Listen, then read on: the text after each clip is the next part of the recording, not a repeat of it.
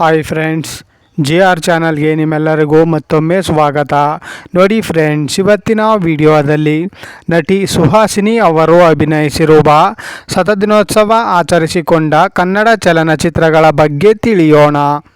ಅದಕ್ಕೂ ಮುಂಚೆ ನೀವೇನಾದರೂ ನಮ್ಮ ಚಾನಲ್ನ ಸಬ್ಸ್ಕ್ರೈಬ್ ಮಾಡ್ಕೊಳ್ದೆ ವಿಡಿಯೋ ನೋಡ್ತಾ ಇದ್ದರೆ ದಯವಿಟ್ಟು ಈ ಕೂಡಲೇ ಸಬ್ಸ್ಕ್ರೈಬ್ ಮಾಡ್ಕೊಳ್ಳಿ. ಹಾಗೆ ಪಕ್ಕದಲ್ಲಿ ಬರೋ ಬೆಲ್ಲೈಕನ್ ಕೂಡ ಪ್ರೆಸ್ ಮಾಡಿ. ವಿಡಿಯೋಗೆ ಒಂದು ಲೈಕ್ ಮಾಡೋದಂತೂ ಮರಿಬೇಡಿ. ಅವರ ಮೊದಲನೆಯ ಚಿತ್ರ ಬೆಂಕಿಯಲ್ಲಿ ಅರಳಿದ ಹೂವು. ಈ ಚಿತ್ರವು 1983ರಲ್ಲಿ ತೆರೆ ಕಂಡು 100 ದಿನಗಳ ಪ್ರದರ್ಶನವನ್ನು ಕಂಡಿತ್ತು. ಅವರ ಎರಡನೆಯ ಚಿತ್ರ ಬಂಧನ. ಈ ಚಿತ್ರವು 1984ರಲ್ಲಿ ತೆರೆ ಕಂಡು 450 ದಿನಗಳ ಪ್ರದರ್ಶನವನ್ನು ಕಂಡಿತ್ತು. ಅವರ ಮೂರನೆಯ ಚಿತ್ರ ಹೊಸ ನೀರು. ಈ ಚಿತ್ರವು 1986ರಲ್ಲಿ ತೆರೆ ಕಂಡು 100 ದಿನಗಳ ಪ್ರದರ್ಶನವನ್ನು ಕಂಡಿತ್ತು. ಅವರ ನಾಲ್ಕನೆಯ ಚಿತ್ರ ಸುಪ್ರಭಾತ. ಈ ಚಿತ್ರವು 1988ರಲ್ಲಿ ತೆರೆ ಕಂಡು 175 ದಿನಗಳ ಪ್ರದರ್ಶನವನ್ನು ಕಂಡಿತ್ತು. ಅವರ ಐದನೆಯ ಚಿತ್ರ ಮುತ್ತಿನ ಹಾರ. ಈ ಚಿತ್ರವು 1990ರಲ್ಲಿ ತೆರೆ ಕಂಡು 100 ದಿನಗಳ ಪ್ರದರ್ಶನವನ್ನು ಕಂಡಿತ್ತು. ಅವರ ಆರನೆಯ ಚಿತ್ರ ಅಮೃತ ವರ್ಷಿಣಿ. ಈ ಚಿತ್ರವು 1997ರಲ್ಲಿ ತೆರೆ ಕಂಡು 175 ದಿನಗಳ ಪ್ರದರ್ಶನವನ್ನು ಕಂಡಿತು.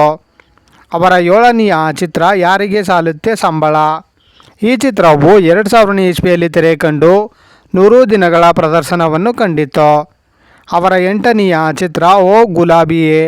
ಈ ಚಿತ್ರವು 2005ರಲ್ಲಿ ತೆರೆ ಕಂಡು 100 ದಿನಗಳ ಪ್ರದರ್ಶನವನ್ನು ಕಂಡಿತು. ಅವರ ಒಂಬತ್ತನೆಯ ಚಿತ್ರ ಎರಡನೇ ಮದುವೆ. ಈ ಚಿತ್ರವು 2010ರಲ್ಲಿ ತೆರೆ ಕಂಡು 100 ದಿನಗಳ ಪ್ರದರ್ಶನವನ್ನು ಕಂಡಿತ್ತು. ಅವರ ಹತ್ತನೆಯ ಚಿತ್ರ ಸಂಜು ವೆಡ್ಸ್ ಗೀತಾ.